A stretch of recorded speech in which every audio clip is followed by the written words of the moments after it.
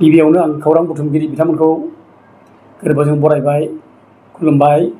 आरो लोगोसे गासिबो बर' रायजो राजाफोरखौबो खुलुमनाय बावहरनाय जाबाय। दा आंजों लोगोआव दं जोंहा क'क्राझार डिस्ट्रिक्ट ट्राइबेल संघनि मानव गेदेर आफादगिरि अनिल कुमार औवारी आरो जोंहा अल बर' सिनियर सिटिजेन फरामनि सेक्रेटारि जेनेरेल सेक्रेटारि आरो लोगोसे मेम्बार दङ आरो जोंहा माने जनजाति सुरक्षा मन्चनि assistant general secretary Raokhungur Basumatary.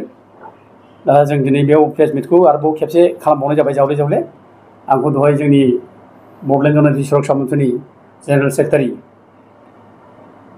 Jayanta Kumar बर' बिथाङा बुंहरदों आरो मोनसे प्रेस मिट होबावदो आरो बयनिबो धन्यबाद होबावदो बे बाथ्राखौ बुंदों। आं ओंखायनो दिनै जोंनि जेनेरेल सेक्रेटारि जयन्त बर'नि जानानै आं बयबो रायजो राजानो गोसो गोरबोनि खुलुमनाय बावहरनाय जाबाय आरो लोगोसे नैबे नबसरनि जायनाखि बिजाथि दानजानाय बे बिजाथि दानजानाय खुसि मोनसे रादाबखौ रायजो राजानो बयनोबो बावहरनाय जाबाय जे मैयानो जोङो फोसावखादों जे बिनि नमिनेसन जानाय पेपार एमपि जानायनि बियो 21 तारिख एप्रिल खालिनो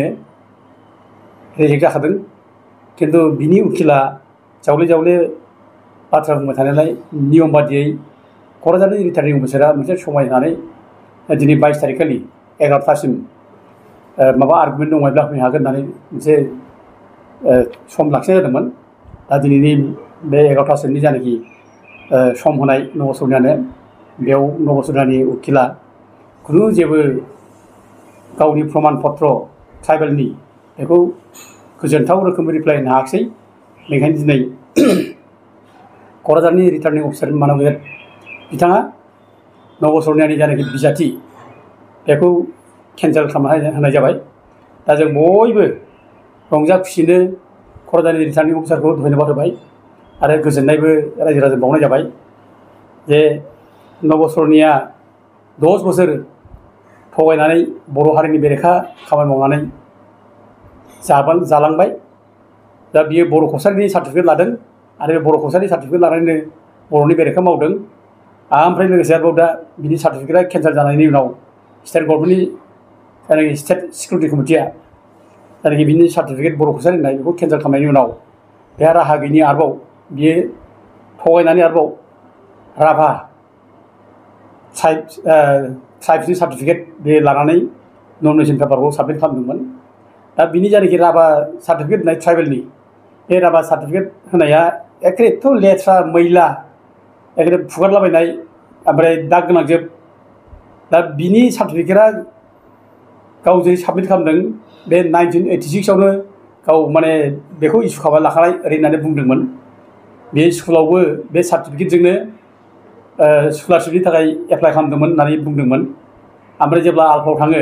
आलफायाव थांनानै जेब्ला अभारग्राउन्डआव फैफिनो अभारग्राउन्डआव फैब्ला बे गावहा जे राभानि सार्टिफिकेट दंखायो बेखौ बे बावदोंमोन ओरै होननानै बुंनाय जादों बिनि उखिला। बेनिखायनो बे बर' कसारि सार्टिफिकेट लानानै बियो माने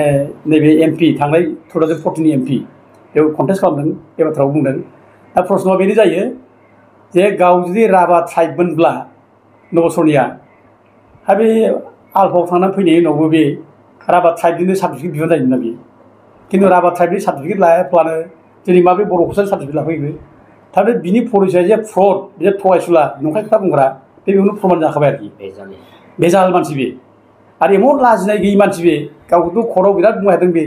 आं एखेबारे बर' कसारिथार आं सरनायाव सिनाया बेबायदि बाथ्रा बे बुंनो हादों आरोखि। एथ' गिदिर गिदिर खोथा बुंनाय मानसि दा दिनै बर' कसारि होननानै बुंनाय मानसिया आंहा दिनै गोदानै राभा जालायबाय दाना आरोखि। सासे मानसिया एखमबा राभा जायो एखमबा माने बर' कसारि जायो आरो थिग गैया बेजों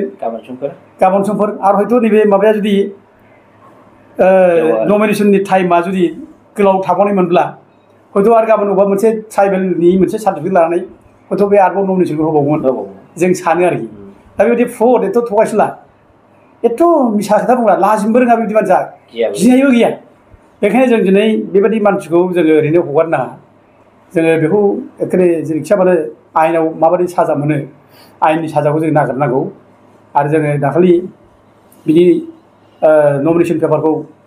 रिजेक्ट खालामनांगौ केन्सेल खालामनांगौ होननानै रिटार्निं अफिसारनाव जों ज' थांनानै होदों नैबे जोंहा ट्राइबेल संघनिफ्राय होदों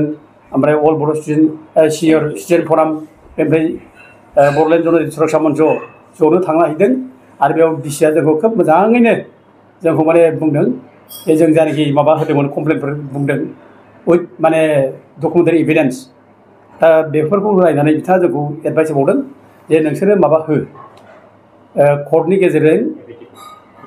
नटारि अफिसारनि माबाजों थ्रयै नोंसोरो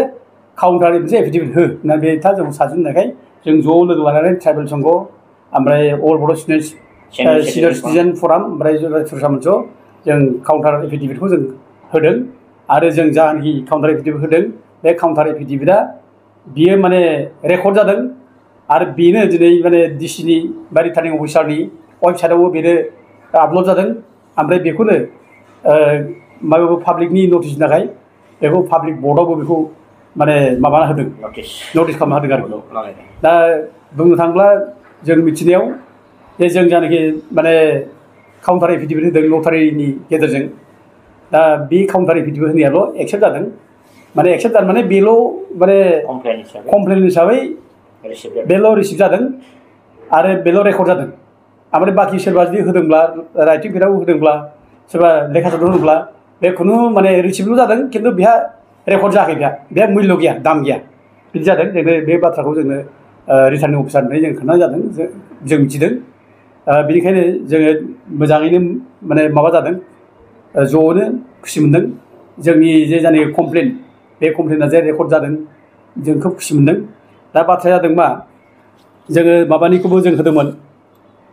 नैबे पृथ्वीराज नारायण देबनि माबाखौबो जोङो होदोंमोन बेयाव बिनि फुरा तथ्य एकेबारे बिनि लेगेज डाटा बिनि जमाबन्दी बिनि बिफानि जायनाखि सार्टिफिकेट रेकर्ड ओमफ्राय बिनि स्कुल सार्टिफिकेट बेखौ जों गासिबो एकेबारे अथेन्टिक जों माने आरटिआइ खालामना मोननाय डकुमेन्टखौ जों होदोंमोन दा एग्रि जादों बयबो माने एडमिट खालामदों बिनि सार्टिफिकेटआ एक्सुवेलि माने फ्रड बेखौ बयबो एग्रि खालामदों खिन्थु जोंना रिटार्निं अफिसारा माखासे लिमिटेड मोनसे माबा दं बेहा दा बे हिसाबै बे बुंदों जोंनि सिगाङावबो जे बिनि सार्टिफिकेटखौ जे चिरां डिस्ट्रिक्टआ डिसिआ होदों दा बे जुदि कनफार्म खालामहरोबा जोंहा उफाय गैया जायो दा बेखायनो चिरां डिस्ट्रिक्टनि डिसिआ जुदि बुङोब्ला बे भुलाव होनाय जादों होनना बुङोब्ला बिनि माबाया नमिनेसन पेपारा केन्सेल जागोन होनना बुंदोंमोन दा बेखायनो जोंनि कमप्लेनखौ लानानै बिथाङा चिरां माने डिस्ट्रिक्टनि डेपुटि कमिसनारनाव सोंहरबाय थादों जे बिनि सार्टिफिकेटखौ मा खालामना होनाय जाया होननाखि मा बेसिस दं मा बेसिसआव होआ माने बिनि गासिबो तथ्यआनो गासिबो राजबंसिजोब एमअबिसि लिरनाय दं बिफानि माबायावबो सार्भिस रेकर्डआवबो बेखायनो बेखौ माने जावले जावले इनकुवारि खालामहरनाय जादों चिरां डिसिनाव दा चिरां डिसिआ रिप्लाइआ बेना मा बुंहरदों माथ्र जे जानाखि बेनो सार्टिफिकेट होनाय जादोंमोन दा सार्टिफिकेट होनायनि बेसिसनि जानाखि फाइल बे फाइलआनो गोमाना थादों गायब जानानै दं नागिरनानै मोनाखै दा बे ग्राउन्डआव बियो माने जेबो बुंनो हायाखिसै थेवबो जा माने जोंखौ बुंनाय जादों जे नोंसोरो बेखौ माने कर्टआव थांनानै चेलेन्ज खालामदो बे बाथ्राखौ बुंदों दा पृथ्वीराजनि जानाखि नमिनेसन जे एक्सेप्ट जाबाय दा बेखौ रायजो राजाफ्राबो सिन्था खालामनो खोथा गैया जों बेखौ मावलांखागोन आरो इटिभिटे बिनि एगेन्स्टै बे स्टेट लेभेल सिकिउरिटि कमिटियाव थांखानाय जाबाय जों बेखौ माने जोंनो चिरां डिसिआबो खोन्थाबाय आरो जोंनो बे कपिखौ जोंनो इमिडियेटलि जोङो हरसिगोन जों मोनसिगोन आरो दा बे हिसाबै बे थांब्लाबो जों दुखु जानो नाङा जों मावलांबाय थागोन आरो बिसोरनि जेसेबां सार्टिफिकेट दङ ट्राइबेल सार्टिफिकेट लानाय फेक सार्टिफिकेट लादों दा बिसोरखौ जों थाबैनो दाननायनि बेब'स्थाखौ खालामगोन मानोना बिसोर सार्टिफिकेट लानानै नैबेयाव हयथ' बाहायबाय बिसोरो एमपि इलेक्सनाव आरो हयथ' उननि समाव बिसोर बाहायबावगोन आरो हयथ' उननि समाव जोंखौ बिराद क्रिटिकेल अबस्थायाव खोलैनो हागौ दा ओंखायनो जोङो बिसोरनि सार्टिफिकेटआ फेक होननानै जों मिथिखाबाय जेब्ला बिसोराव ट्राइबेल सार्टिफिकेट दं होनना मिथिखाबाय जेब्ला जों बेखौ मिथिनानै जों सिरि थानाय नङा आरो जायफ्रा ट्राइबेल नङि मानसिफोर नैबे एमपि इलेक्सनाव कन्टेस्ट खालामदों दा बिसोरनि नामा ओंखारजोब्बाय दा बिसोर बिसोरनाव सार्टिफिकेटआ जिहेतु ट्राइबेलनि दङ बेखौ जोङो इमिडियेटलि जोङो बेखौ जिखुनु टाइमावनो जों बेखौ कालेक्ट खालामगोन थ्रु आरटिआइ जों बेखौ कालेक्ट खालामनानै जोङो थाबनो बिसोरनि सार्टिफिकेटखौ दाननाय बेब'स्थाखौ जों जेरैखिया जों खालामगोन दा जोंहा आइडियाबो मोनखाबाय जों नबसरानि जायनाखि माने फेक सार्टिफिकेट लानानै एमपि जानाय बिनि सायाव जों खामानि मावनायाव जोंहा जथेस्थ एक्सपिरियेन्स फैबाय हिसाबै जोङो बेखौ थाबनो जों खालामनानै हयथ' सार्टिफिकेटआ बिसोर लादोंब्लाबो बारा गोबाव टाइम नांनाय नङा जों थाबैनो बेखौ दाननो हागोन होननानै जों सानो आरो दानथारनांगोन मानोना बिसोर बे सार्टिफिकेटखौ लानानै गाज्रि खालामबावगोन दा MLA इलेक्सन फैगासिनो दं बेखौ बिसोर बाहायगोन आरो BTC इलेक्सन फैगासिनो दं बेखौ बाहायगोन बेनिखायनो जों बेखौ दानहोगोन दा जोङो मिथिदों दा सिक्रुटिनियाव MPनि जायनाखि सिक्रुटिनि बे सिक्रुटिनियाव 9 बोसोरनियाल' रिजेक्ट जाबाय बाखि जायनाखि केन्डिडेटफोर दङ बेखौ माने गासिबो एक्सेप्ट खालामनाय जाबाय जों बेखौ मिथिनाय जाबाय दा बिनि गेजेरावनो माखासे दङ नन ट्राइबेलफोर जायफ्रा ट्राइबेल नङा दा बे ट्राइबेल नङिफ्रा ट्राइबेल सार्टिफिकेट लानानै जोंहा कन्टेस्ट खालामदों दा बेफोरनि गेजेराव दङ जोंहा ज्योतिष कुमार दास जों बेखौ मिथिबाय गौरीशंकर सरनिया बेखौ जों मिथिदों ओमफ्राय बिनिता देखा घनश्याम दास दा बिसोरनि जायनाखि सार्टिफिकेट बेखौ जों इमिडियेटलि जोङो RTI खालामना जों दिहुनगोन आरो बिसोरो बबे जायगानिफ्राय लाया जों बेखौ थाबनो जोङो माबागोन दिहुनगोन इथिबायदि जोङो बे जायगानि मानसिफोरजों रायलायहरखाबाय आरो जों एंगेजबो खालामबाय बिसोरनि हानि रेकर्ड बिसोरनि माबाफोर डकुमेन्ट दंबा ओमफ्राय बिसोरनि सार्टिफिकेट इसु खालामनायनि माबाफोर बे गासिखौबो जोङो इमिडियेट कालेक्सन खालामनो थाखाय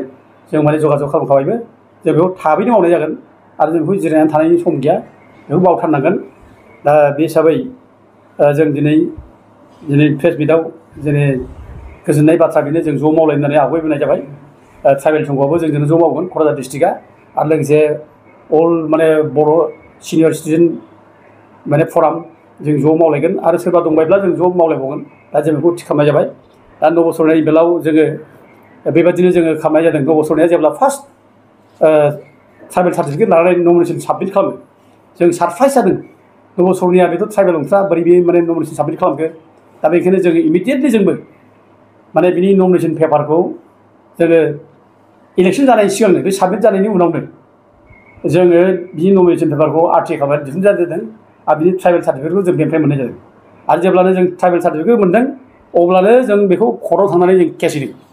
बे बर' कसारि नाम लानानै जाय कर्टआव केस होदों जों माने जनजाति सुरक्षा मन्थ्रनिफ्राय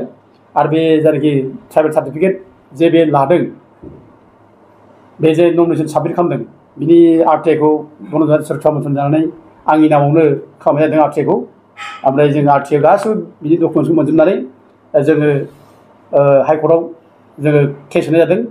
बेखौ 2014आव जों होनाय जादों आरो बिनि केस नाम्बारा 2580 बेखौ जों होनाय जादों आरो बे केस होनायाव जोङो जनरलाल बसुमतारी ओमफ्राय अशक कुमार ब्रह्म बिनि नामाव होनाय जादों ओमफ्राय बे केस होनाय लोगो लोगोनो हाइकर्टआबो जोंनो एन्ट्रि मोनसे अर्डार होना होदों जे सरनियाफ्रा ट्राइबेल नङा बिसोरनो सार्टिफिकेट दाहो ओरैनो होनना बुंदों आरो लोगोसे नबसरनिया जे सार्टिफिकेट बर' कसारि होननानै बेबो भुल जाहाथे बेबायदि सार्टिफिकेट जाहाथे होआ बेखौ माने ट्राइबेल संघखौ रेजिस्ट्रेट खालामना होनाय जादों दा बे हिसाबै ट्राइबेल संघआ बै समनिफ्राय सरनियाफोरनो बर' कसारि हिसाबै सार्टिफिकेट होबोआखै दा बिसोर बर' कसारि हिसाबै माने मोनाखै नै जेब्ला 2018आव 1 जुनाव जेब्ला मोनसे गोदान माने अर्डार होबावो WPTBCनिफ्राय बे सरनियाफ्रा ट्राइबेल नङा बिसोरखौ ट्राइबेल खालामनायनि प्रसेसा जागासिनो दङ बेनिखायनो ट्राइबेल जासान्दि बिसोरनो कसारि होननानै सार्टिफिकेट नांगौ होननानै जेब्लानाखि अर्डार होबावो जों बे अर्डारखौ आरोबाव माने हाइकर्टआव जों चेलेन्ज खालामनाय जादों चेलेन्ज खालामनानै जोङो बेयाव इमिडियेटलि जों 2019 30 नाम्बार केस 30/2019 केसा दा जों बे केस होनानै जोङो 28 फेब्रुवारि 2023आव जों अर्डार मोनदों बे सरनियाफ्रा ट्राइबेल नङा बिसोरनो बर' कसारि होननानै सार्टिफिकेट होनो नाङा बे भुल बियो दा बे हिसाबै WPTBCआबो गावसोर जे अर्डार होदोंमोन बेखौ गासिबो उइद्र' खालामना लाजोबदों बे सरनियाफोरनो सार्टिफिकेट होनाय जायनाखि अर्डार बेखौ उइद्र' खालामना लादों आरो लोगोसे आरोबाव WPTBCआ माने डिसिफोरनो ओमफ्राय सिभिल एसटिफोरनो लेटार इस्यु खालामदों जे गावसोर जे ट्राइबेल सार्टिफिकेट होनो थिनदोंमोन कसारि मुङै सरनियाफोरनो बेखौ उइद्र' खालामनानै लानाय जाबाय गथिखे बिदि सार्टिफिकेटआ इफेक्टिभ नंला सोलिला गथिखे बे माने इनभेलिड जाजोब्बाय बेबायदि बिदि अर्डार होदों दा गथिखे जों आसा खालामदोंमोन बिदि अर्डार थानायनि उनाव नैबे माबायाव दाखालिनि जानाखि नमिनेसन साबमिट खालामनाय नैबे लक सभा समस्तिनि नं क'क्राझार 1 माने लक सभा समस्ति ST दा बेयाव हयथ' बे सरनियाफोरनि सार्टिफिकेटआ गासिबो इनभेलिड जाजोबगोन सोलिनाय नङा जों सानदोंमोन नैबे दास देखा लिरनायफोरनि माबाया सोलिनाय नङा जों सानदोंमोन खिन्थु दुर्भाग्य जाबाय दा बेखौ एक्सेप्ट खालामनाय जाबाय दा जोंहा दा प्रुफ खालामनांगौ बे दास देखा लिरनाय बिसोर जे माने सरनियाथार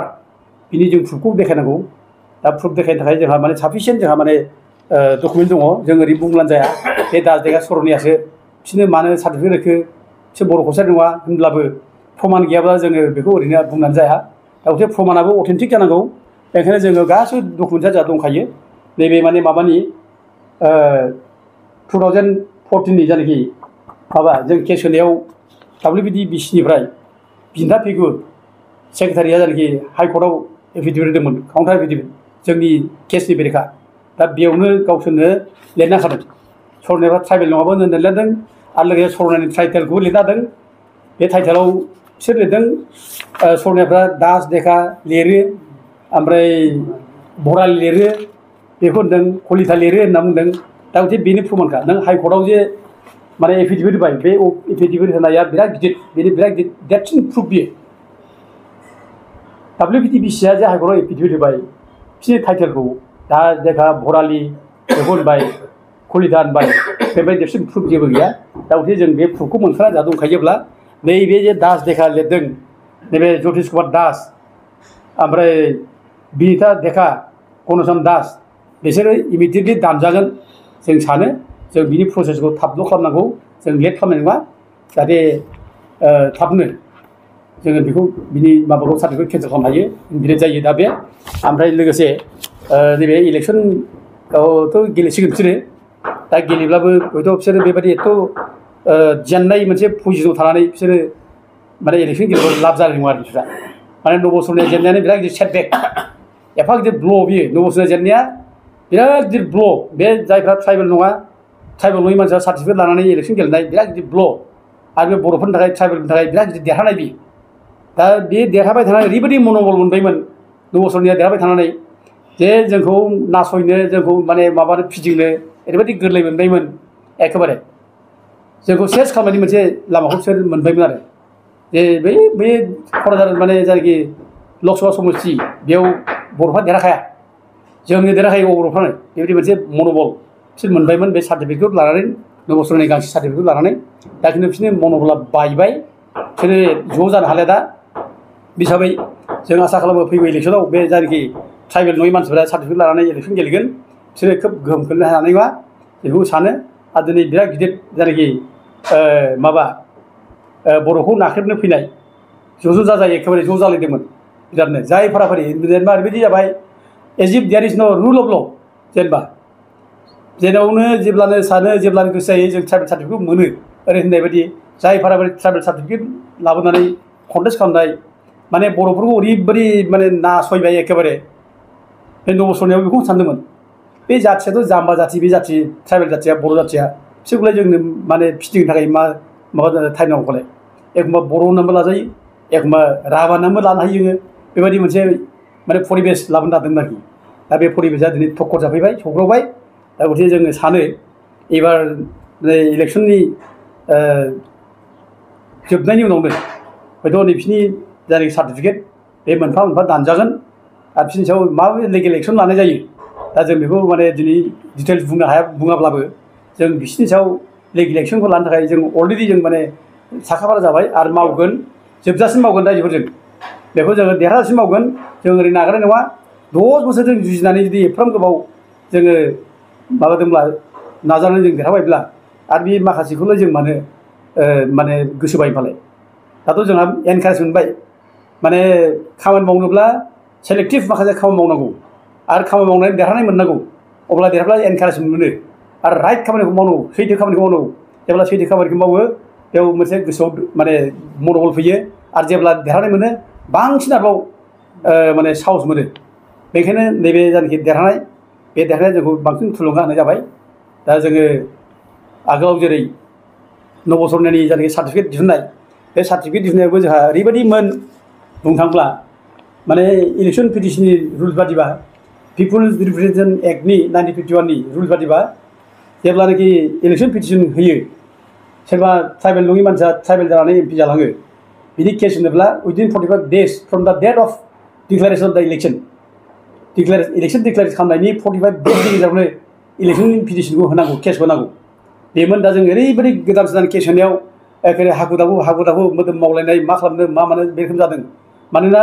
जोङो 9 बोसोरनि डकुमेन्ट नागिरनायाव जोंहा बिराद माने माबामोन खस्थ' जादों साननांगौ दंमोन खुन नोङो बिनि तामुलपुराव थांनानै जोङो बिनि डकुमेन्ट नागिरहैनांगौआ जोंनि थाखाय सहस नङा आरो बेखौ 45 daysनि गेजेराव जों केस होनांगौ बे धेमालि नङा बेखायनो बै समाव जों हाखु दाखु तामुलपुरनि जोंनो माखासे मानसिफ्रा जोंनो एक्सुवेलि जोंनो माने जों 10-15 दिननि गेजेरावनो गासिबो जों माने कमप्लिट खालामजोबदों जों माने बुथुमजोबदों बिनि हानि डकुमेन्ट होन बिनि माने भटार लिस्ट बेखौ होन बिनि बिफानि जायनाखि सार्भिस रेकर्ड आरो बिनि माने तामुलपुराव एडमिसन लानाय रेकर्ड बे गासिबो बेसेबां रेकर्ड दं बिनि लेगेज डाटा थादा गासिबो लेन्ड हल्डिं बिनि माने माबा जमाबन्दी गासिबो जोङो फ्राय 15 दिननि गेजेरावनो जों बुथुमजोबनो हादों दा बे हिसाबै जोङो खामानिखौ जों मावनो हादों आरो बे डकुमेन्टफ्रानो जों दिनै जों जायनाखि आरटि खालामनानै लायनाय डकुमेन्टस ओमफ्राय जायनाखि माबानिफ्राय लायनाय तामुलनिफ्राय लेखा लायनाय डकुमेन्ट बे डकुमेन्टआनो दिनै जोबजासिम जों देरहाजासिम बे डकुमेन्टनि खामानि बेनो डकुमेन्टआ गासिबो बेनो गिदिर खामानि बेनो जोंनि देरहासारनाय बे जों जे इनिशियेल समाव साथाम साब्रैजोंनो खामानि मावजेननानै जों बे रोखोमजों मावनानै दिनैसिम देरहाना फैबाय बे जोंनि थाखाय गोग्गाथाव जों माने मन'बल मोनो जोंहा थुलुंगा मोनो आरो बांसिन खामानि मावनो गोसो जायो रायजोफोर दा ओंखायनो जोंहा मोनसे साहस दं आरोबाव नैबे खेत्रआवबो जों दा नैबे जायनाखि आं दहाय नाम बुंदों बे नाम बुंनाय ट्राइबेल मानसिफोरनि माने माबाफोर बिसोरनि सार्टिफिकेट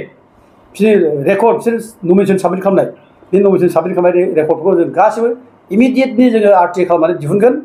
जोंनो टाइम नांनाय नङा एनि टाइम जों थांगोन बेखौ लायनो थाखाय आरोखि बेखौ मोनब्लानो जों थाबनो खामानिखौ मावगोन दा जों आसा खालामो दा जोङो दिनै बयबो बे जोंनि एफा गिदिर खस्थ' खालामनानै जे जोङो फिथाइ मोनसे मोनबाय दा रायजो राजाफोरनि फिथाइ बियो जोंनि नङा फिथाइया बे बर' जाथिनिसो फिथाइ बियो ओंखायनो बर' जाथिफ्रा जे बे मोनसे फिथाइ मोननायखाय जों बयबो मोजां मोनदों दा जोंनि जेसेबां माने कर्मिफोर दंमोन आरो जनजाति सुरक्षा मन्त्रिनि आरो बेजों लोगोसे जोंखौ सहाय होनायफोर जेसेबां दङ आइ आफा गोरिब गुन्द्रा रायजो राजाफोर गरफा गरनै थाखाबो हरदों जोंनो आशीर्बादबो हरदों खबर लाबायबो थादों दा जेसेबां जोंजों खामानि मावफानाय खस्थ' लाफानाय जोंनि गेजेरनि कर्मिफोर दङ जोंनि गेजेरनि मावथिफोर दं बिथांमोनखौबो जों हाजासे साबायखर हरो रायजो राजाखौ साबायखर हरो आरो जोंखौ फैगौ समफ्रावबो जाहाथे बिदिनो खबर लायो आशीर्बाद हरो जों बेखौनो रायजो राजाखौ खावलायो आरो जोंनो मन'बल रायजोफोर जोङो जेबो नांला दा बे समाव जोङो माबा मोनसे लुबैनाय जोंहा जेबो गैया जाथिनि जाहाथे मावलांनो हायो आरो जाथिनि मावलांनानै जों जाहाथे देरहायोब्ला गोजोननाय फैयो आरो बेफोरजोंनो जों माने जोंनि जिबनखौ सान्थि भाबै जों थांनो हायो बे समाव जोङो रायजोनि खामानि मावनाय जों दिनखौ जों हगारलांसै बे मोनसे सिद्धान्त बे थांखिया जोंहा माने दंसै गोरायै भाबैनो ओंखायनो रायजो राजाखौ आं बयखौबो जोंनो बेबायदि आशीर्बादखौ हरनाय खावलायनानै आं बयखौबो खुलुमबावनाय जासिबावनानै आरो जोंनि देरहानायनि थाखाय बयनिबो हामलायबाय रायजो राजाखौ होननानै आङो बेखिनियावनो बुंनायखौ फोजोबबाय गोजोन्थों रायजो